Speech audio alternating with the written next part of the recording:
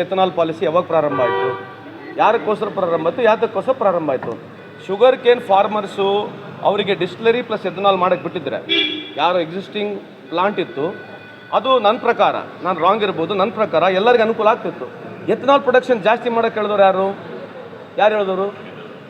ಮತ್ತು ಕೇಂದ್ರ ಸರ್ಕಾರ ಎಥನಾಲ್ ಜಾಸ್ತಿ ಮಾಡೋಕ್ಕೆ ಹೇಳಿದ್ಮೇಲೆ ಮತ್ತೆ ಎಥನಾಲ್ ಖರೀದಿ ಮಾಡಬೇಕಾ ಬೇಡ?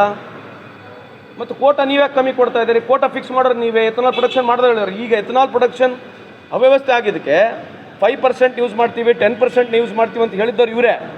ಇವತ್ತು ಅವರು because they are not able to consume ethanol which IPCL Indian petroleum ತೊಗೋಬೇಕಾಗಿತ್ತು, ಅವ್ರು ತೊಗೊಳ್ತಾ ಇಲ್ಲ. ಇವತ್ತು ಭಾರತ ಸರ್ಕಾರ ತೊಗೊಳ್ತಿರೋದಕ್ಕೆ ಮತ್ತು ಈ ಪ್ರಾಬ್ಲಮ್ ಇವತ್ತು ರೈತರಿಗೆ ಆಗ್ತಾ ಇರೋದು, ಅದು ಸತ್ಯ ಇದೆಯಲ್ಲ. ಇದ್ರ ಬಗ್ಗೆ ನೀವು ಕೇಳಬೇಕಲ್ಲ BJP ಅವರಿಗೆ. ತಪ್ಪೇನಿದೆ ನಾನು ಹೇಳಿರ್ತಕ್ಕಂಥದ್ದು? ಸುಳ್ಳು ಮಾಹಿತಿ ಏನಿದೆ ಅದರಲ್ಲಿ?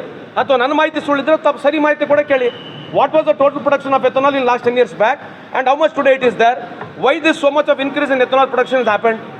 It is monitored by whom? This total ethanol production in India is monitored by whom?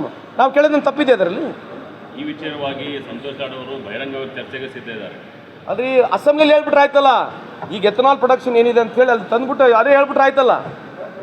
I am not an expert, neither I am the ministry, but whatever I am asking a question, like you have got right to ask question, like I have also got right to ask question. ನಾನು ಕೇಳಿದ ಪ್ರಶ್ನೆ ತಪ್ಪಲ್ಲೇನಿದೆ?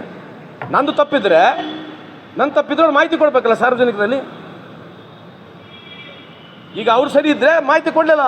Ethanol ಸಿಸ್ಟಮ್ನ, ethanol total ಪ್ರೊಡಕ್ಷನ್ನ ಪ್ರಾರಂಭ ಮಾಡಿದವರು ಯಾರು, ಇದು guidelines ಮಾಡೋರು ಯಾರು ಅಂತಕ್ಕಂಥದ್ದು ಪ್ರಶ್ನೆ ಇದೆ. ಅದ್ರ ಬಗ್ಗೆ ಮಾಹಿತಿ ಕೊಡೋಂಗಿಲ್ಲ.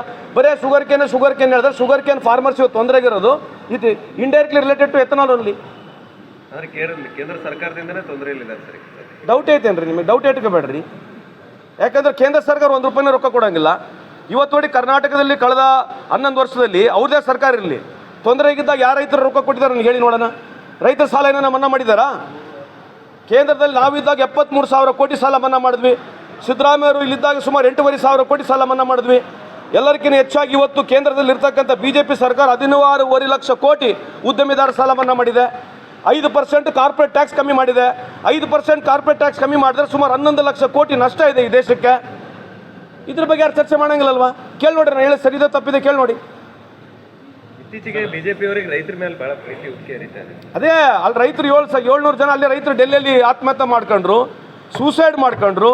ಇವ್ರ ಕಾಟದಿಂದ, ಇವ್ರು ಮಾಡಿರ್ತಕ್ಕಂಥ ನಿರ್ಬಂಧದಿಂದ ಭಾಳಷ್ಟು ಜನ ಅಲ್ಲಿ ಜೀವನ ಕಳ್ಕೊಂಡ್ರು. ಇವತ್ತು ರೈತರ ಬಗ್ಗೆ ಪ್ರೀತಿ ತೋರಿಸ್ತಿರ್ತಕ್ಕಂಥ ನೀವು ಕೇಳಿ, ಯಾಕೆ ರೈತರ ಸಾಲ ಯಾಕೆ ಮನ್ನಾ ಮಾಡಬಾರ್ದು ಕೇಳ್ರಲ್ಲ. ಕೇಂದ್ರದಲ್ಲಿ 11 ವರ್ಷ ಆಯಿತು, ಯಾಕೆ ರೈತರ ಸಾಲ ಮನ್ನಾ ಮಾಡಲಿ ಕೇಳ್ರಿ.